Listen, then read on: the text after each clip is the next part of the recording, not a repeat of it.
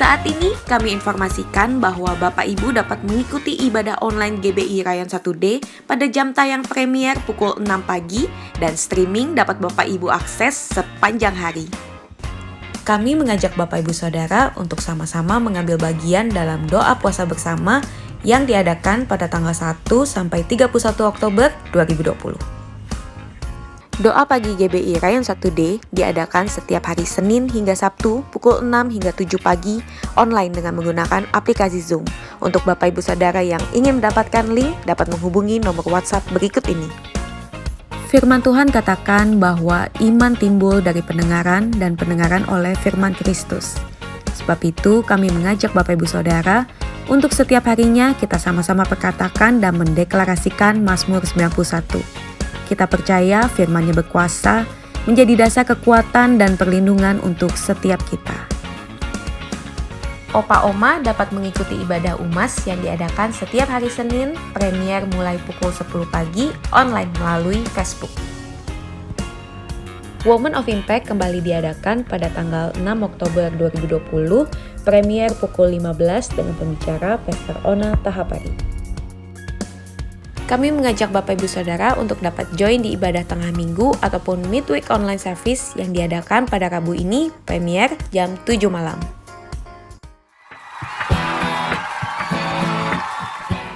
Shalom Bapak Ibu sekalian, kita ini berada di era Pentakosta yang ketiga, di mana Roh Kudus dicurahkan secara dahsyat, secara luar biasa dalam satu tujuan penuaian terbesar dan terakhir. Dan juga Tuhan sedang mempersiapkan generasi milenial, generasi Yeremia untuk dibangkitkan menjadi anak-anak Tuhan yang sangat luar biasa dipakai oleh Tuhan di zaman ini.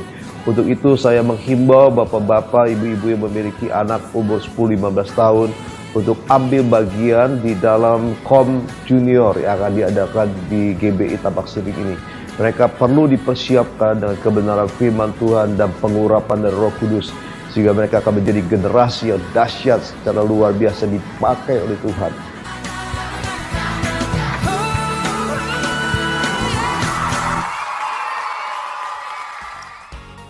Anak-anak muda, pastikan untuk mengikuti JCN Youth Online Service yang diadakan setiap hari Sabtu pukul 5 sore. Kami rindu untuk melayani jemaat yang membutuhkan dukungan doa secara khusus dapat menghubungi nomor berikut ini.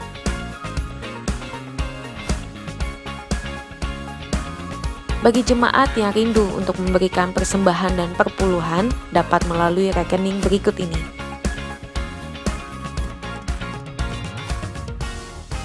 Dan untuk keseluruhan kegiatan di GBI Rayon 1D dapat Anda lihat melalui mobile apps GBI Rayon 1D.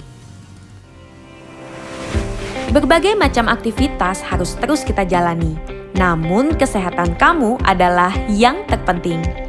Yuk kita budayakan hidup bersih dan sehat dengan cara jaga kebersihan tangan kamu. Selalu upayakan mencuci tangan kamu dengan sabun ataupun hand sanitizer. Dalam kondisi tangan yang belum bersih, hindari menyentuh area wajah kamu, khususnya mata, hidung, dan mulut. Kemanapun kamu pergi, jangan lupa untuk selalu menggunakan masker. Selalu terapkan etika batuk dan bersin dengan cara menutup hidung dan mulut menggunakan lengan dalam baju kamu. Selalu menjaga jarak dengan orang lain minimal 1 meter untuk menghindari penyebaran virus. Kita semua hidup bersih dan sehat karena kamu penting. Deklarasi iman dalam lindungan Allah. Orang yang duduk dalam lindungan yang maha tinggi dan bermalam dalam naungan yang maha kuasa akan berkata kepada Tuhan, tempat perlindunganku dan kubu pertahananku, Allahku yang kupercayai. Sungguh dialah yang akan melepaskan engkau dari jerat penangkap burung, dari penyakit sampar yang busuk. Dengan kepaknya ia akan menudungi engkau, di bawah sayapnya engkau akan berlindung, kesetiaannya ialah perisai dan pagar tembok. Engkau tak usah takut terhadap kedahsyatan malam, terhadap panah yang terbang di waktu siang, terhadap penyakit sampar yang berjalan di dalam gelap, terhadap penyakit menular yang mengamuk di waktu petang. Walau 1000 orang rebah di sisimu dan 10.000 di sebelah kananmu, tetapi itu tidak akan menimpamu. Engkau hanya menontonnya dengan matamu sendiri dan melihat pembalasan terhadap orang-orang fasik. Sebab Tuhan ialah tempat perlindunganmu, yang maha tinggi telah kau buat tempat perteduhanmu. Malapetaka tidak akan menimpa kamu, dan tulah tidak akan mendekat kepada kemahmu. Sebab malaikat-malaikatnya akan diperintahkannya kepadamu untuk menjaga engkau di segala jalanmu. Mereka akan menatang engkau di atas tangannya, supaya kakimu jangan terantuk pada batu. Singa dan ular tedung akan kau langkahi, engkau akan menginjak anak singa dan ular naga. Sungguh hatinya melekat kepadaku, maka aku akan meluputkannya, aku akan membentenginya sebab ia mengenal namaku. Bila ia berseru kepadaku, aku akan menjawab, aku akan menyertai dia dalam kesesakan, aku akan meluputkannya dan memuliakannya. Dengan panjang umur akan kukenyangkan dia, dan akan kuperlihatkan kepadanya keselamatan daripadaku. Amin.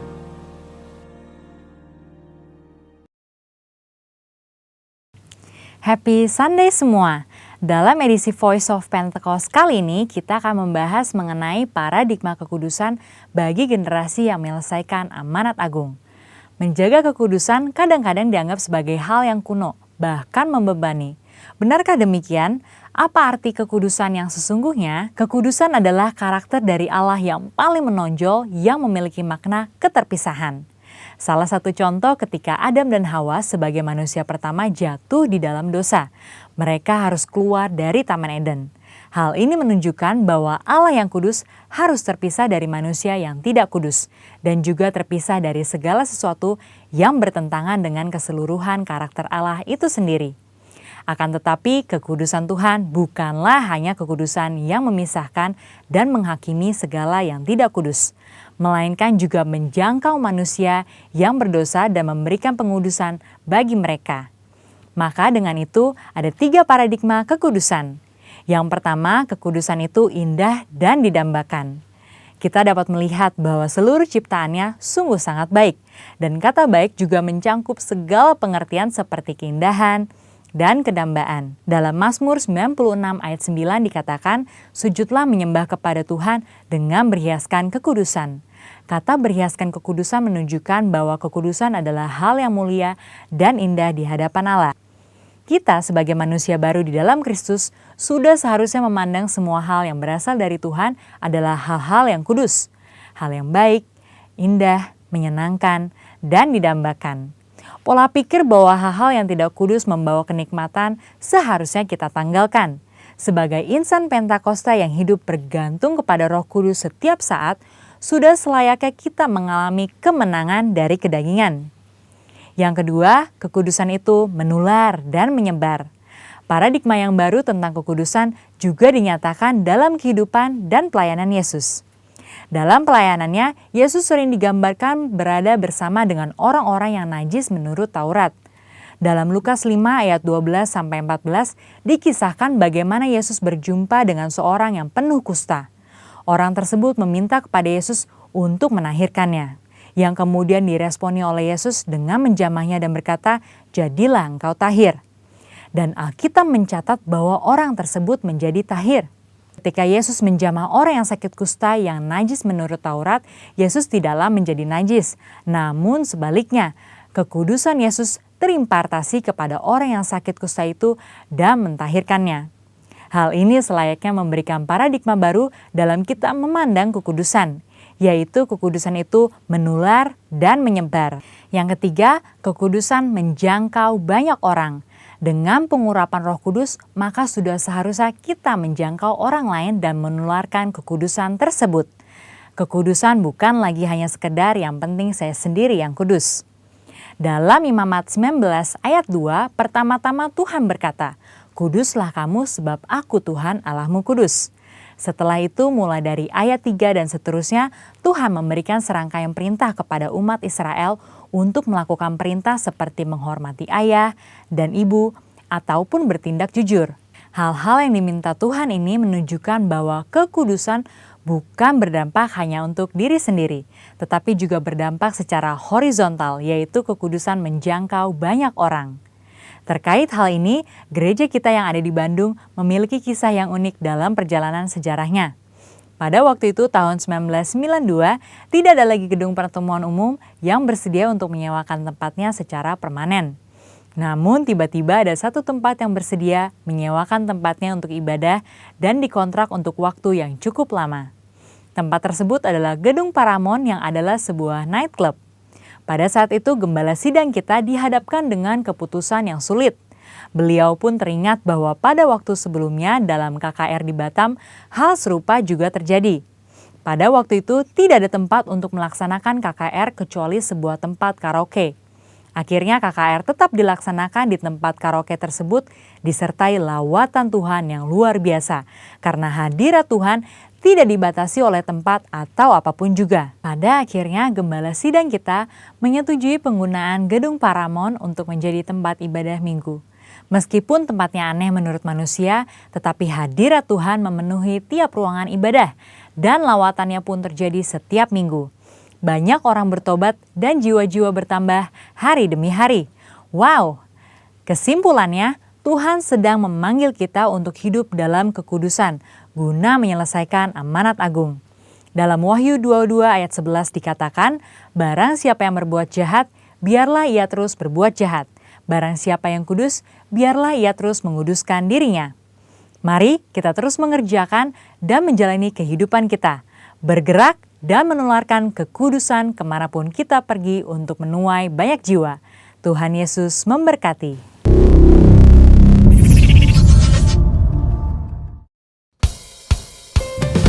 Shalom Bapak Ibu Saudara, dalam unity, pujian, penyembahan, dalam doa, setiap kita sama-sama di hadapan Tuhan. Dalam hadirat Tuhan letak kekuatan kita, dan di sana mukjizat Tuhan terjadi dalam hidup kita. Sama-sama di hadapan Tuhan. Apa yang tak pernah dilihat mata, yang tak pernah didengar telinga,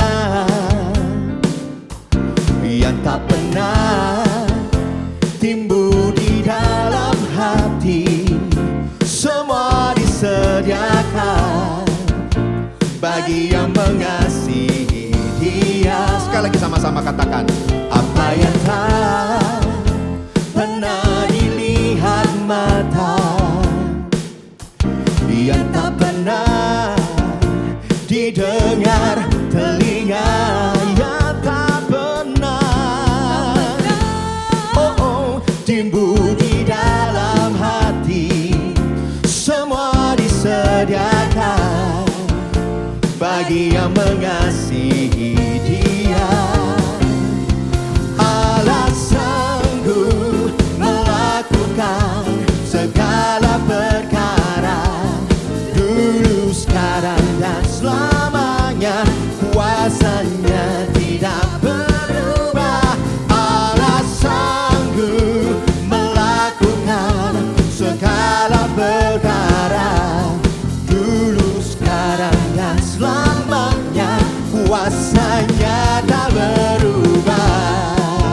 Mari yang mengasihi Tuhan, sekali lagi dengan segenap hatimu di hadapan Allah kita katakan, apa yang tak pernah dilihat mata, yang tak pernah didengar telinga, yang tak pernah timbul di dalam hati, semua disediakannya bagi yang mengasihi Dia. Allah sanggup, Allah sanggup melakukan segala perkara, dulu, sekarang, dan selamanya. Kuasanya tidak berubah. Allah sanggup melakukan segala perkara, dulu, sekarang, dan selamanya. Kuasanya tak berubah. Dengan segenap iman kami katakan, Allah sanggup melakukan segala perkara, dulu, sekarang, dan selamanya. Kuasanya tidak berubah. Allah sanggup melakukan segala perkara, dulu, sekarang, dan selamanya. Kuasanya tak berubah.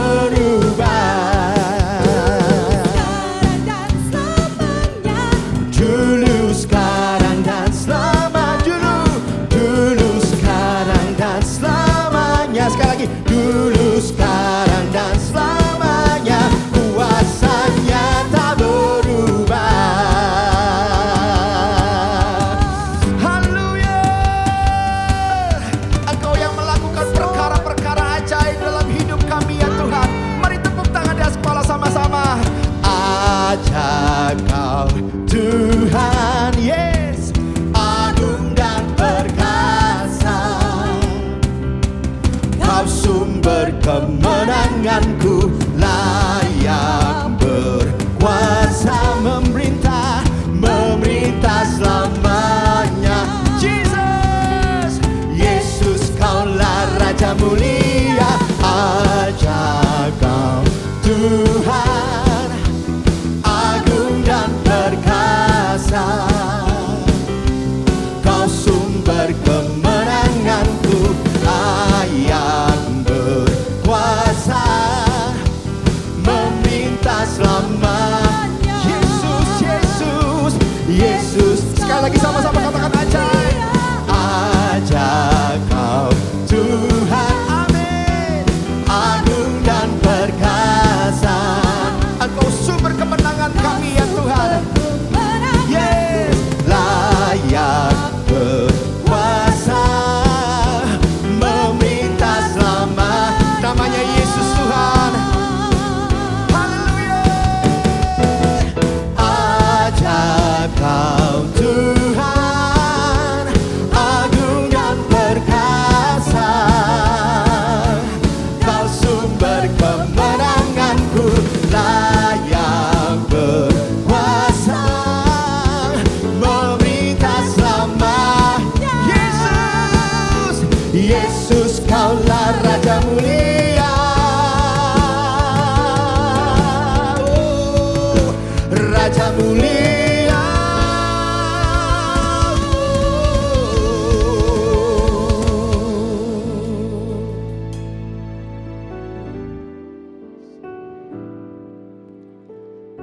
Apapun keadaan kami hari-hari ini Tuhan,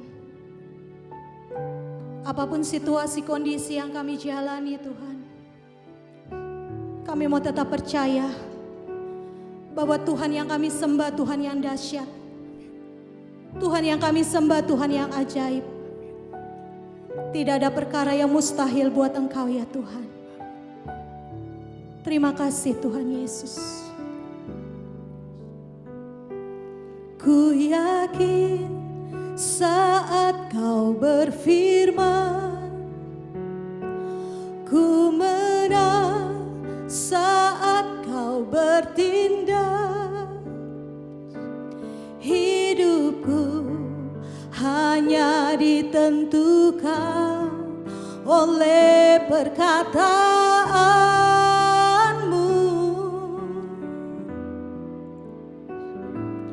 Ku aman karena Kau menjaga. Ku kuat karena Kau menopang. Hidupku hanya ditentukan oleh kuasa-Mu. Sama-sama katakan pujian ini. Bagi Tuhan tak ada yang mustahil. Bagi Tuhan tak ada yang tak mungkin. Mujizatnya disediakan bagiku. Ku diangkat dan dipulihkannya. Kami yakini ya Tuhan. Ku yakin saat Kau berfirman, kami menang ya Tuhan. Ku menang saat Kau bertindak. Yes my Lord.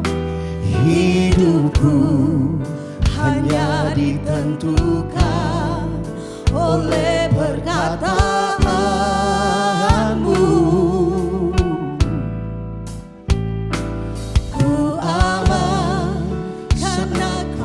Jaga,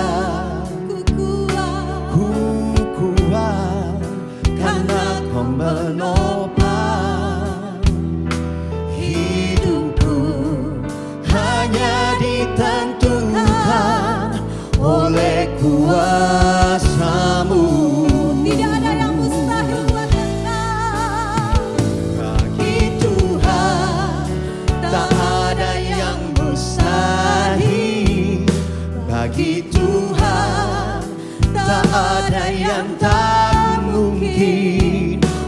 mujizatnya disediakan bagiku.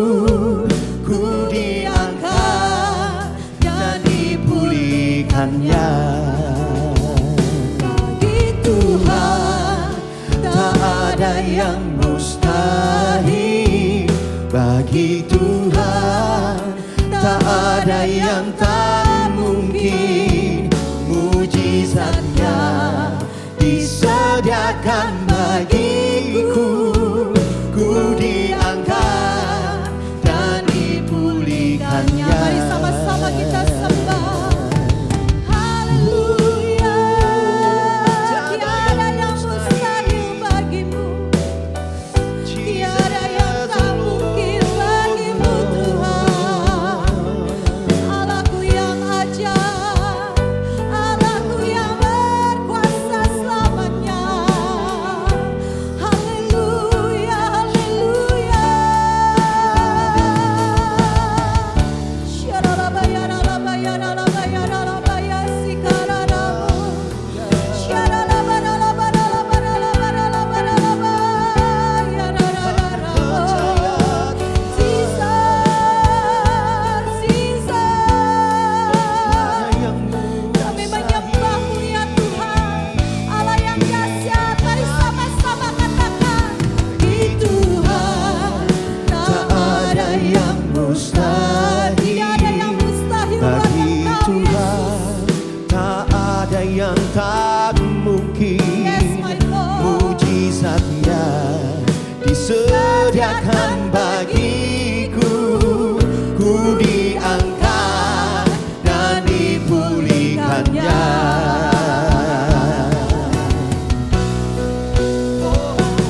Bagi Tuhan tak ada yang mustahil. Bagi Tuhan tak ada yang tak mungkin. Mujizatnya disediakan bagiku. Ku diangkat dan dipulihkannya. Bagi Tuhan tak ada yang mustahil. Bagi Tuhan tak ada yang tak mungkin. Mujizatnya disediakan bagiku. Ku diangkat dan dipulihkannya. Mujizatnya disediakan bagiku. Mujizatnya disediakan bagiku. Mujizatnya disediakan bagiku. Mujizatnya disediakan bagiku. Ku diangkat dan dipulihkannya.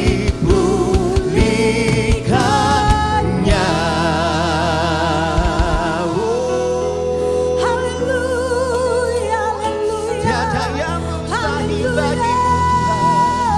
Ku diangkat dan dipulihkannya.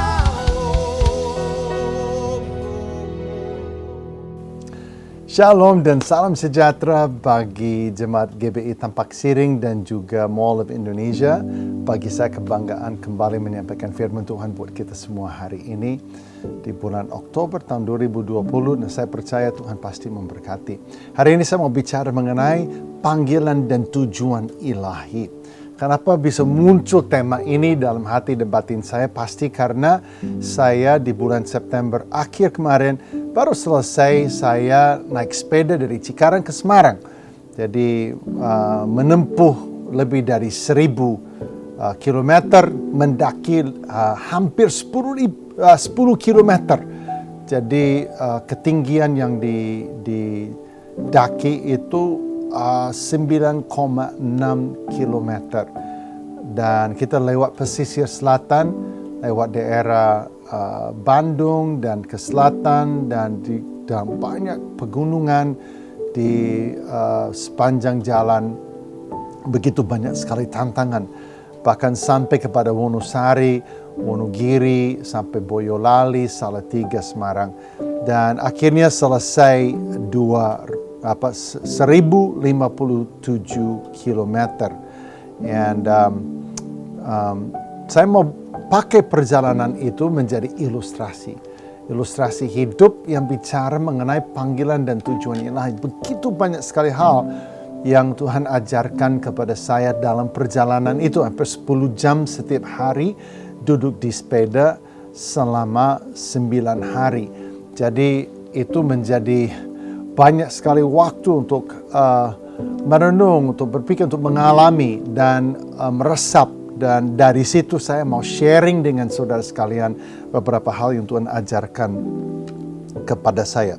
Nah, saya mau mengawali dengan kitab Efesus pasal 2 ayat 10 yang mengatakan seperti ini. Karena kita ini buatan Allah, diciptakan dalam Kristus Yesus untuk melakukan pekerjaan baik yang dipersiapkan Allah sebelumnya.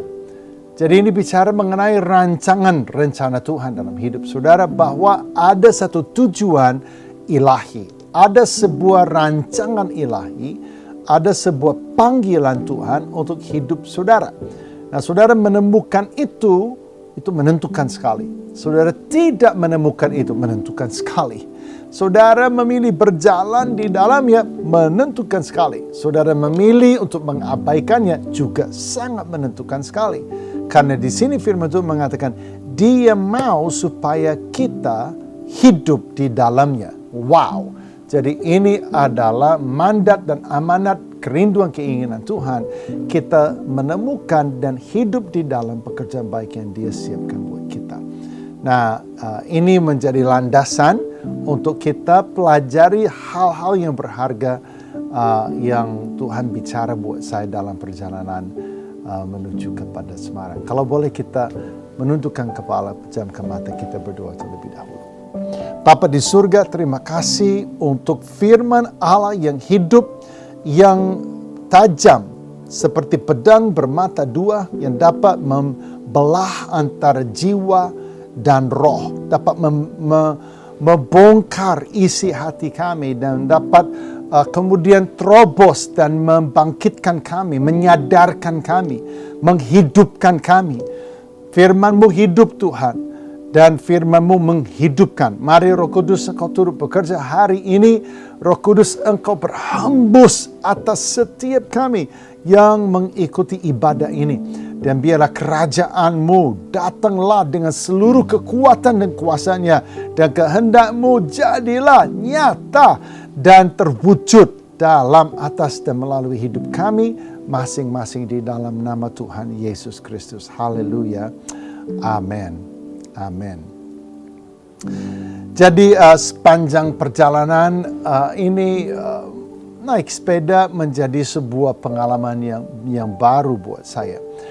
Tapi saya mau katakan kepada Anda bahwa that's life. Ya, bahwa ini adalah hidup. Hidup adalah mirip sekali dengan kita berjalan dengan jarak yang jauh, melalui banyak medan, melalui banyak masalah, melalui banyak sekali tantangan dan kesulitan, sampai kepada sebuah tujuan. Makanya yang pertama hari ini saya mau katakan kepada Anda adalah bahwa purpose is greater than any one hill you will climb.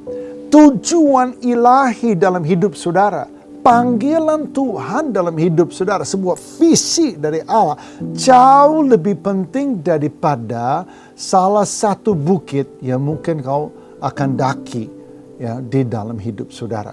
Kenapa saya katakan itu? Karena seringkali mata kita itu ada di bukit atau di tantangan atau di medan yang sekarang ada di sekeliling kita. Memang kita harus melihatnya, memang kita harus mengukurnya, memang kita harus mengetahuinya. Tetapi kita tidak boleh tenggelam di dalamnya. Karena ada sebuah visi yang jauh lebih prestisius daripada itu.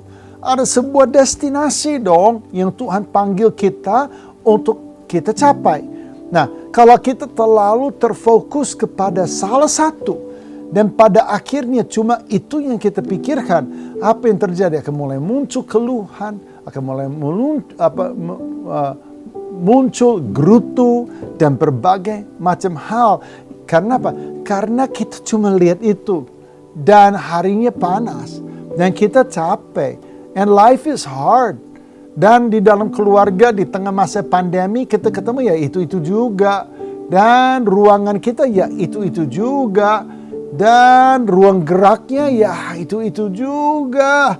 Dan pada akhirnya kita fokus kepada what is the challenge of today alone.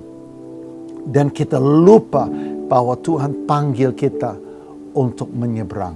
Tuhan panggil kita kepada satu hal yang mulia, ajaib, dan besar. Nah, saya ambil firman Tuhan dari kitab Habakuk yang mengatakan penglihatan itu di pasal yang kedua masih menanti saatnya. Sebuah visi mungkin masih menanti saatnya, tetapi ia bersegera menuju kesudahan.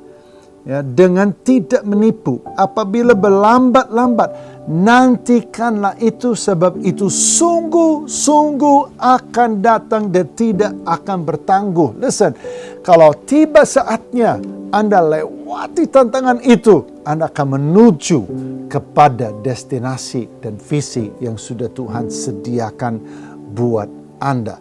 Jadi saudara, your purpose is greater than any one hill you may climb.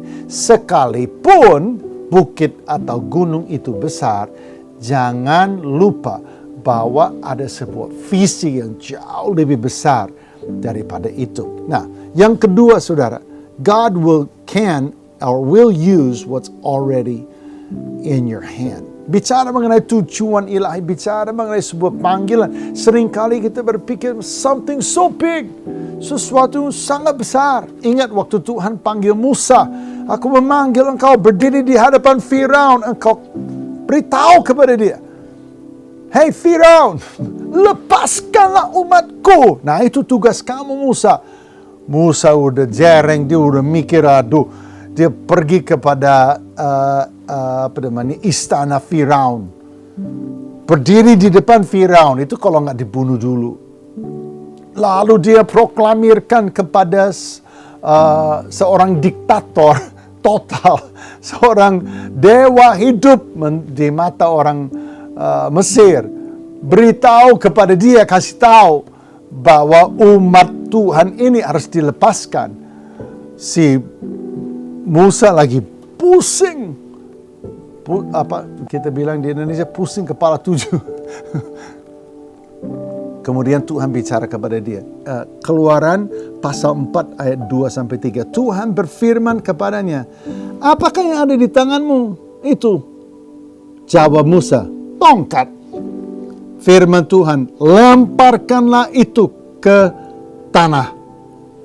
Dan ketika dilemparkannya ke tanah, maka tongkat itu menjadi ular sehingga Musa lari meninggalkannya. This is like a joke. Dia lemparkan ke tanah, berubah menjadi ular, lari dia. Saking luar biasanya, saking real, saking menyeramkan. Gitu. Nah, saudara, yang Tuhan pakai untuk lakukan itu tak lain tak bukan sebuah tongkat yang Musa pakai untuk menggembalakan domba yang selama ini ada di dia. Tetapi dia anggapnya biasa aja, tongkatnya tongkat itu, yang itu juga, gitu. Nah, saya mau beritahu kepada Anda bahwa God will use what's already in your hand. Tuhan akan pakai yang sudah ada di tanganmu. Seringkali kita pikir kita harus diperlengkapi dengan cara yang sangat spesial. Kita harus memiliki talenta dan hal yang super spesial untuk kita mengerjakan kehendak Tuhan dalam hidup kita. Kita harus dapat gelar dari STT apa, kita harus buat apa. Padahal Tuhan bilang, hey, ada apa di tanganmu itu? Saya di tanggal awal Juni, saya masuk garasi saya, terus saya lihat di situ ada sepeda. Sepedanya sepeda anak saya. Ukurannya adalah ukuran untuk anak saya. Ukurannya M, saya beli itu 5 tahun yang lalu. Lalu saya ambil itu sepeda. Saya lap itu itu sepeda saya beli 5,2 juta. Saya ingat tahun 2016 saya beli untuk anak saya TJ. Kemudian bannya kempas, saya pompa bannya. Udah, saya coba-coba remnya yang nggak berfungsi dengan baik. Saya bawa ke toko, suruh perbaiki remnya. Udah, saya mulai naik sepeda. Sepeda itu juga yang saya pakai ke Purwakarta. Lalu saya pakai ke Cirebon. Lalu bolak-balik Cikarang, Jakarta. Lalu saya pakai dari Cikarang ke Semarang. Sepeda yang biasa saja. Sepeda yang orang lain lihat dengan mata sebelah. Itu sepeda apa, Pak Mark? Gitu. Oh, ini Polygon Xtrada. Oh, itu bukannya itu berat. Saya lap, saya bersihin, saya bikin itu seperti baru. Tapi itu sepeda yang sedang mendekam di garasi saya. Saya sekarang mau tanya kepada Anda, ada apa di tanganmu? Sudah ada di tanganmu talenta.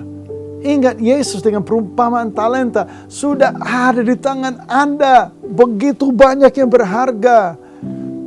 Kalau Anda mau berkarya, mungkin di tangan Anda sudah ada apa yang Anda perlukan. Minimal ada waktu.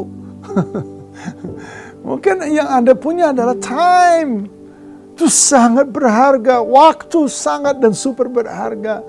Anda ambil 2 jam daripada nonton film Anda itu online. Anda mulai mengasah kebolehan Anda. Mulai tambahkan ilmu. Mulai tambahkan pengertian. Mulai mendalami kepahaman. Dan Anda mulai untuk menggarap waktu dengan Tuhan. Mulai untuk meminta kepada Tuhan. Apa yang adalah nextnya?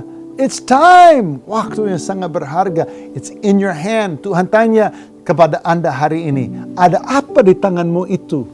Apa yang Anda akan jawab? Ada kesempatan, ada talenta, ada aset, ada uang, ada waktu, ada tenaga. Ada ilmu pengetahuan, ada begitu banyak hal yang mungkin sudah ada di tanganmu. Dan Tuhan akan pakai. Yang ketiga hari ini, every great calling can be accomplished. Setiap panggilan Tuhan, sebesar apapun itu, bisa dikerjakan asal one step at a time. Asal satu langkah demi satu langkah. Tuhan tidak pernah memberi kita sebuah visi yang diselesaikan dengan helikopter.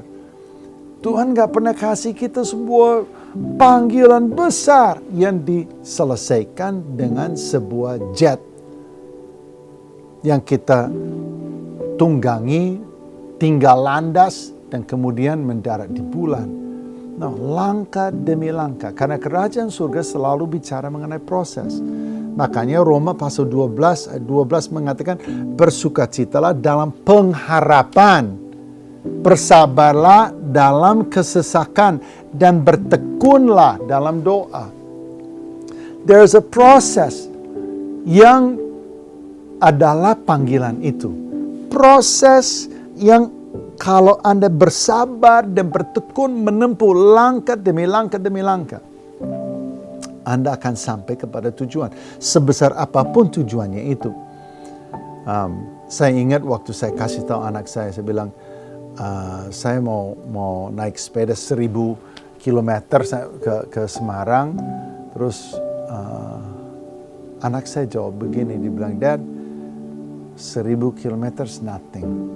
Asal one pedal at a time. Satu pedal turun, satu pedal naik, pasti juga papi sampai.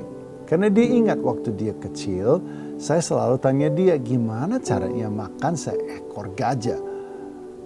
Anak saya bingung, saya bilang, ya one bite at a time. Satu suapan demi satu suapan. Gajah pun lama-lama habis.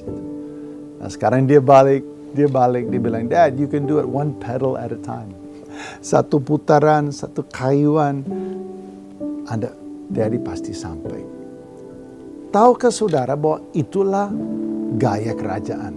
Gaya kerajaan adalah perjalanan, karena perjalanannya mahal. Di situ Tuhan asah karakter kita, di situ bukit demi bukit demi bukit Tuhan itu bentuk kita. Saya kemarin itu saya lihat ada ratusan bukit yang harus saya lewatin, ada gunung-gunung juga. Tapi saya ingat betul dari desa Cidaun di pesisir selatan sampai ke Pangandaran, itu adalah rolling hills. Turun dan naik lagi, turun dan naik lagi, turun dan naik lagi. Mungkin saya kalau bisa minta editor pasang satu video yang Anda bisa lihat bagaimana mendaki bukit dengan sepeda. Ya. Kemudian itu kayaknya never ending story. Gak ada habisnya itu bukit. Aku pikir, sampai lama-lama saya pikir, ini kayaknya ini bukit ini stoknya itu inventaris. Inventaris di gudang Jawa ini gak ada habisnya. Oh my gosh. Lalu saya ingat nasihat daripada anak saya. Dia bilang, Dad, you can do it. Just do it one pedal at a time. Jadi sabar, take it easy, tarik nafas. Balik lagi, kerjain next. Yang berikut, bukit yang berikut, bukit yang berikut. Sampai akhirnya naik di situ apa? Pangandaran. Jadi saudara, saya mau beritahu. Sebesar apapun panggilan Tuhan dalam hidup saudara, Tuhan panggil Anda sampai kepada destinasi itu. Kerjakan langkah demi langkah, demi langkah, demi langkah dengan penuh sabar. Dia pasti menyertai saudara dan pasti selesai. Yang keempat adalah eat before you're hungry. Makanlah sebelum kamu lapar. Ini sekarang menjadi nasihat yang sangat terkenal di dunia sepeda. Kalau ada pepatahnya begini, if you're hungry on a bike, it's too late. Kalau kamu naik sepeda dan kamu ada rasa lapar, sudah terlambat bagimu. Kenapa? Karena energi yang begitu luar biasa yang dikeluarkan untuk kita kayuh sebuah sepeda dengan jarak jauh menempuh medan yang sulit, kita butuh energi yang banyak. Jadi untuk orang yang naik sepeda, kalau dia udah ada rasa lapar, it's too late, sudah terlambat untuk makan. Ada istilah namanya bonking. Bonking artinya kita itu tiba-tiba kita itu kehabisan tenaga karena karbohidratnya habis. Dan itu 2 kali terjadi kepada saya, bukan di perjalanan ini, di pengalaman saya sebelumnya. 2 kali saya bonking. 2 kali saya merasa seperti mayat hidup di sepeda. Kenapa? Saya nggak ngerti. Saya belum makan, sudah terlanjur lapar, dan waktu saya makan sudah terlambat, dan saya pada akhirnya crash. Saya itu nggak kuat dan pada akhirnya tepar. Nah, tahukah saudara bahwa di dalam Tuhan sama? Saudara, kita harus makan sebelum kita lapar. Seringkali kita sebagai orang Kristen, kalau kita jumpa krisis, kita baru baca firman. Kalau kita jumpa masalah, baru kita mau berdoa sungguh ampun. No. Makan sebelum Anda lapar. Firman itu mengisi saudara. Itu mengisi saudara untuk bukit yang akan datang. Untuk tantangan yang akan datang. Untuk hari yang akan datang. Bukan untuk titik itu. Saudara sedang mengisi diri. Firman Allah adalah firman yang hidup. Di sini di kitab Yohanes dikatakan di pasal 6 ayat 63. Rohlah yang memberi hidup. Daging sama sekali tidak berguna. Perkataan-perkataan yang kukatakan kepadamu adalah roti dan hidup. Jadi Tuhan katakan, ini lo makanmu. Makan firman biar itu tertancap di sini, dihafal di sini. Ini menjadi energi bagi roh kita. Karena itu hidup, itu adalah kehidupan. Kita serap firman, kita berdoa, kita jaga diri kita, jaga hati kita, jaga kemurnian hati kita. Sehingga apa? Itu semua menjadi bahan bakar. Waktu tantangan datang, kita hantam, kita hajar, kita naik. kita daki, kita menanjak, dan kita kalahkan dia. Tetapi kalau kita belum makan, apa yang terjadi? Akhirnya management by crisis. Terjadi krisis, kita manage, kita atur. Aduh, lolos gitu. Krisis lagi. Baru gitu tuh, cari Alkitab, cari ayat, cari khotbah, seminar, cari pendeta, minta didoain. No. Eat before you're hungry.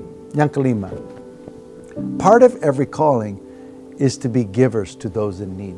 Sama katakan ini kepada Anda, apapun panggilan Allah dalam hidup saudara, bagian daripada panggilan itu adalah untuk menjadi orang yang murah hati, untuk menjadi seorang pemberi.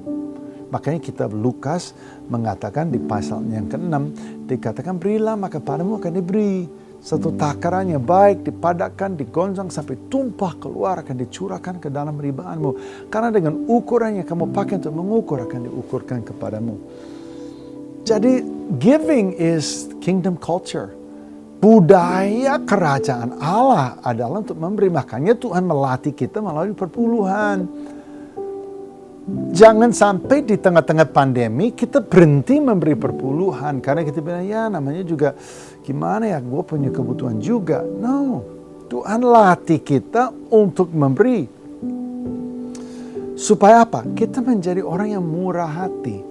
Tidak ada yang lebih menyedihkan daripada orang Kristen yang kikir. Tidak ada lebih menyedihkan daripada orang Kristen yang terlalu hitungan. Jadi aku menikmati dalam perjalanan ini, saya seperti ada dalam lautan kebutuhan. Kemana-mana saya pergi, ada dalam kebutuhan. Di sini ada gambar seorang yang jaga jembatan. Mungkin pertama kali dalam hidupnya ada yang ajak ngobrol dia. Ada yang bilang Tuhan berkati sama dia. Ada kasih dia 50.000. Ya, kita lihat saya punya motor yang buntutin saya dalam perjalanan. Itu syarat istri saya. Kalau enggak, aku nggak boleh berangkat. Staff saya namanya Vincent. Vincent adalah salah satu security daripada pelayanan kami di CBN. Dia buntutin saya dari Cikarang sampai Semarang berhari-hari. Satu saat saya melintas Boyolali, saya lihat ada seorang ibu yang saya pikir dia panggil saya. Pak, tolong saya. Saya naik sepeda dan saya dalam kecepatan tinggi. Pas saya lewat, saya lagi mikir, aduh gimana? Saya mau menoleh tetapi ada truk, ada lalu lintas, saya lagi mikir. Tiba-tiba saya sadar, oh dia panggil motor di belakang saya, yaitu staf saya. Lalu di tempat yang aman, saya nengok ke belakang, saya lihat staf saya sudah angkat dia. Saya diberkati. Staf saya tahu bagaimana melihat orang dalam kebutuhan, ada ruangan, ada kesempatan, uang tidak ada, tapi dia bisa memberi tumpangan kepada seorang ibu yang keluarganya sakit di kota dan dia buru-buru dan dia tidak ada tumpangan. Kemudian ada di sini beberapa, I just enjoy, dalam perjalanan kita lihat, memberi. Saya piknik dengan staf saya. Berhenti, ada padang yang berumput hijau. Ya udah keluarin, ada makanan apa, keluarin berkati. Ya ada, saya lagi lewat daerah Cilacap, saya lihat ada anak Down syndrome. Anak saya Down syndrome. Anak saya lahir dengan kebutuhan khusus. Ini anak Down syndrome, ngamuk di depan rumah. Saya sepintas lewat karena saya lagi kayu dengan kecepatan yang lumayan cepat. Karena dataran yang rata. Jadi tapi sepintas saya lihat, kayaknya Down syndrome. Saya ngerem, saya balik lagi ngamuk karena mau ke Star Mart. Dan keluarganya nggak kasih. Karena kalau dia ke Star Mart, dia mau beli pensil dan buku catatan. Dan itu butuh duit. Dan keluarga miskin nggak punya duit.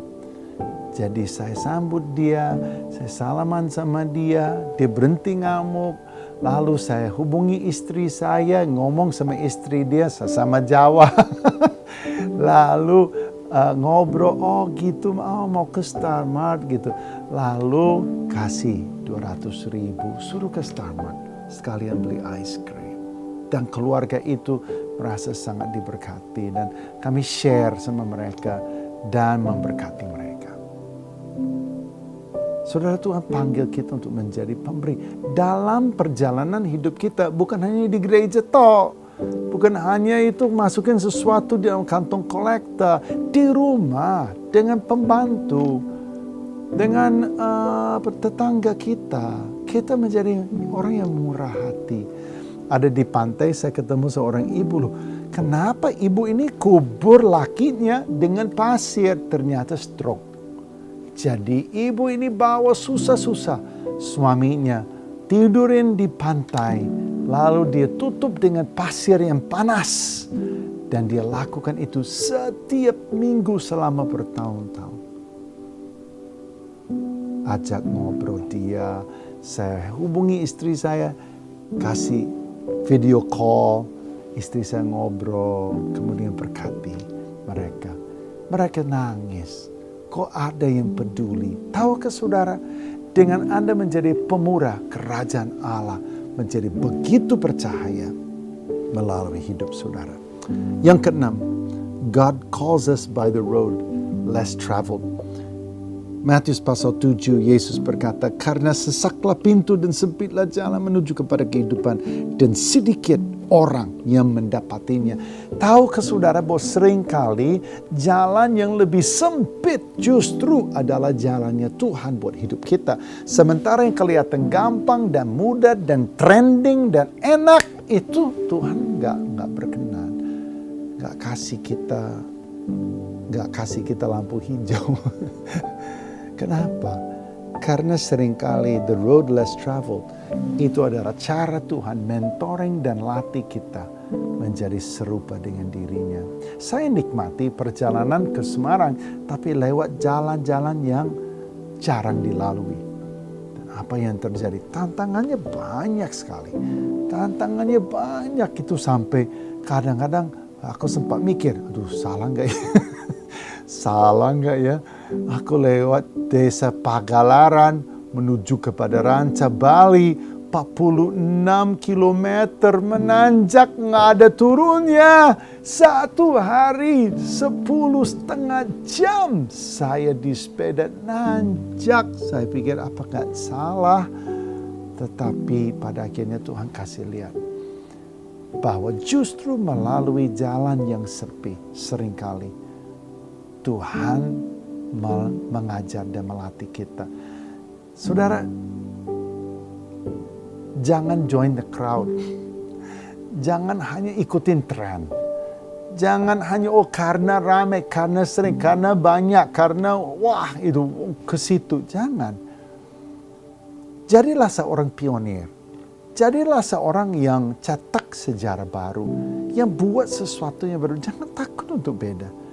Karena dalam perbedaan yang Tuhan beri, seringkali itu kesempatan untuk Tuhan menyatakan kemuliaannya. Nah, yang ketujuh dan terakhir adalah bahwa every mountain has the other side.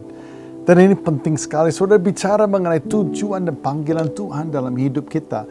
Dan tantangan yang pasti kita akan hadapi. Kita tahu bukit itu ada. Gunung itu nyata. Tantangan itu berat. Lelahnya itu sekarang ada. Harinya terik. Perjuangannya ada. Manusianya yang mengganggu. Ada berbagai macam tantangan. Kadang-kadang itu seperti bertubi-tubi. Makanya di kitab Yakobus dikatakan, perhitungkanlah sebagai suatu kebahagiaan apabila kamu jatuh ke dalam berbagai-bagai percobaan. Karena kamu tahu bahwa ujian terhadap imanmu itu akan menghasilkan ketekunan dan seterusnya. Memang ada gunung, tapi ingat saudara bahwa setiap tantangan dan setiap gunung menuju kepada panggilan Tuhan. Saudara berjalan di dalam kehendak Tuhan. Saudara perjuangkan menyenangkan hati Tuhan dengan hidup saudara. Sedang perjuangkan mengerjakan tugas dan panggilan Tuhan dalam hidup saudara.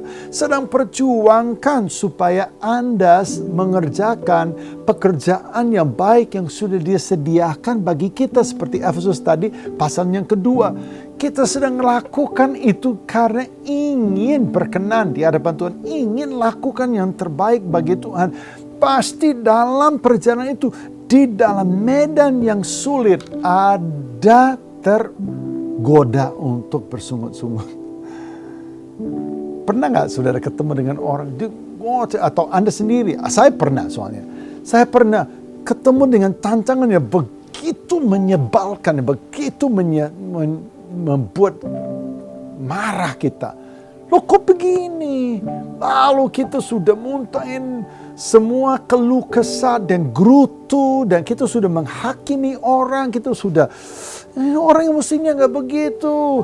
Seharusnya dia tidak ngomong begitu, harusnya nggak begini, begitu. Kita udah buat itu semua. Taunya apa yang terjadi itu malah menjadi berkat buat kita.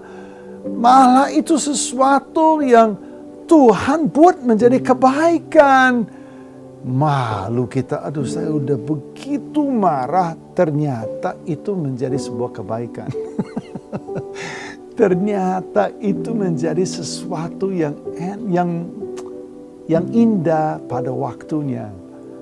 Tuhan jadikan segalanya baik. Ternyata di balik itu ada berkat yang saya nggak lihat.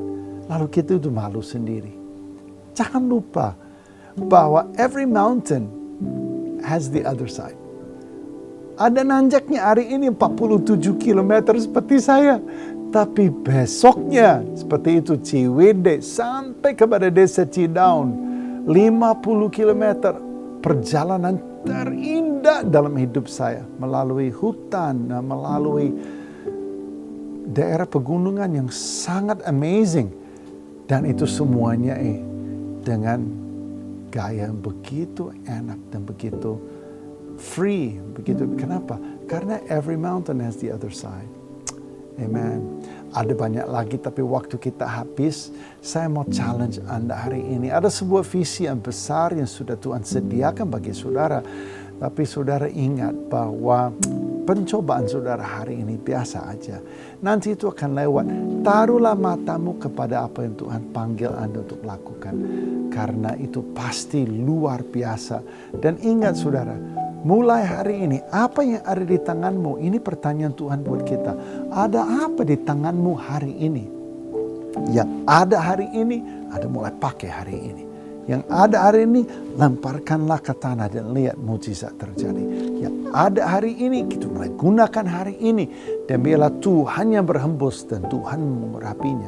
Dan Anda akan mulai hidup dalam panggilan ilahi. Don't waste your time. Jangan buang waktu. Inilah kesempatan. Dunia sedang digoncangkan.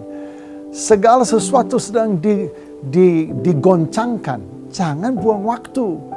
Manfaatkan, maksimalkan setiap kesempatan, saya percaya. Tuhan akan memberkati. Amen.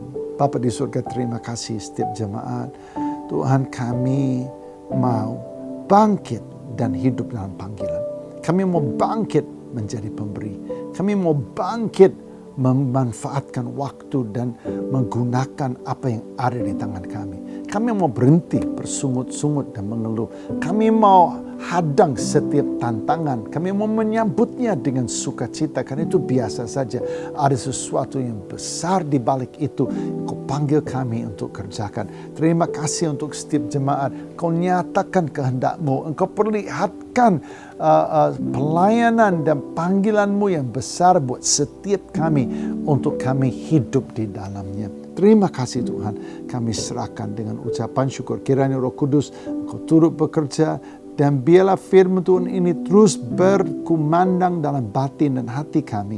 Sepanjang hari ini dan seterusnya. Dan biarlah kerajaan-Mu datanglah. Dan kehendak-Mu jadilah. Di dalam nama Yesus di bumi sama seperti di surga. Haleluya, haleluya. Amin, amin. God bless you. Nah, mari Bapak sekalian, saya mau ajak Bapak sekalian untuk kita membacakan apa arti tentang Pentakosta yang ketiga yang merupakan pesan Tuhan buat kita semua. Supaya setiap kita ini mengingat tentang arti Pentakosta yang ketiga ini. Saya ajak Bapak sekalian untuk kita baca bersama-sama, saudara bisa ikuti saya. Saya akan bacakan apa arti Pentakosta ketiga. Pentakosta ketiga adalah pencurahan Roh Kudus yang dahsyat di zaman now, melebihi yang terjadi di Azusa Street. Pentakosta ketiga akan mengakibatkan penuaian jiwa yang terbesar dan yang terakhir sebelum Tuhan Yesus datang kembali. Pentakosta ketiga akan membangkitkan generasi Yeremia, yaitu anak-anak muda yang dipenuhi Roh Kudus, cinta mati-matian kepada Tuhan Yesus, tidak kompromi terhadap dosa, dan akan bergerak untuk memenangkan jiwa. Pentakosta ketiga lahir di Indonesia dan bergerak ke bangsa-bangsa. Gerakan ini dari timur ke barat dan akan kembali ke Yerusalem. Pentakosta ketiga akan memberikan kuasa untuk menyelesaikan amanat agung, dan setelah itu Tuhan Yesus datang kembali. Nah, mari buat sekarang kita terus memperkatakan apa yang Tuhan sudah berikan buat gereja ini, sehingga gereja Tuhan akan bergerak seperti apa yang Tuhan rencanakan, supaya setiap kita dipakai oleh Tuhan secara dahsyat di akhir zaman ini. Nah, mari Bapak sekarang saya ajak Bapak Ibu sekalian untuk angkat tangan di hadapan Tuhan. Kekasih Tuhan Yesus Kristus saat ini, terimalah damai sejahtera, sukacita, kebahagiaan, berkat yang berlimpah-limpah daripada Bapa di surga melalui putranya yang tunggal, Yesus Kristus Tuhan, dan melalui persekutuan yang manis dengan Roh Kudus, menyertai saudara sekalian mulai hari ini sampai Tuhan Yesus Kristus datang untuk kedua kalinya, bahkan sampai selama-lamanya. Setiap kita yang percaya, mari kita katakan sama-sama, amin. Tuhan Yesus memberkati saudara. Aja kau Tuhan, amin. Agung dan perkasa, Engkau sumber kemenangan kami ya Tuhan. Yes, layak berkuasa, meminta selamat, namanya Yesus Tuhan. Haleluya. Aja kau Tuhan, agung dan perkasa, kau sumber kemenanganku, layak berkuasa, meminta selamat. Yesus, Yesus, kaulah Raja mulia. Oh, Raja mulia.